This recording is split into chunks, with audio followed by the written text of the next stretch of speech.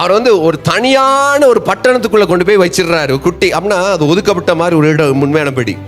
ஆனா அந்த இடத்துல எகிப்துல எவ்வளவு பிரச்சனை வந்தாலும் அந்த ஒரு இடம் மாத்திரம் தான் பாதுகாக்கப்பட்ட ஒரு இடம், கோஷேன். என்ன நடக்குதுன்னு பாத்துக்குங்க. கோஷேன்ல போயிட்டு தான் யாரை நிப்பாட்டுறாரு? யோசேப்பை போயிட்டு இருக்க சொல்றாரு. அங்கே அவருக்கு ஆசீர்வாதம் வருது. அவங்க பெற்றோருக்காக சொல்றாரு, என்னது நீங்க இங்க வாங்க, கோஷேன்ல இருங்க, உங்களை இங்க ஆசீர்வதிக்கிறேன்னு சொல்லிடுறாரு. அந்த இடத்தை பத்தி இன்னொரு விஷயத்தை சொல்ல விருப்பப்படுறேன். அங்கதான் இஸ்ரவேல் ஜனம் இந்த 70 பேர் உள்ளுக்கு போன இடம். அந்த 70 பேரா போனவங்க எத்தனை லட்சத்துல வந்தாங்க? லட்சங்கள்ல வந்து வெளியில சேர்ந்தாங்க. அதுல வந்து என்ன தெரியுமா, அங்கதான் பாதுகாவல் இருந்துச்சு. இந்த ஹேல் ஃபெல், என்னது கண்மலை விழுந்த பொழுது அந்த இடம் மாத்திரம் பாதுகாக்கப்பட்டுச்சு.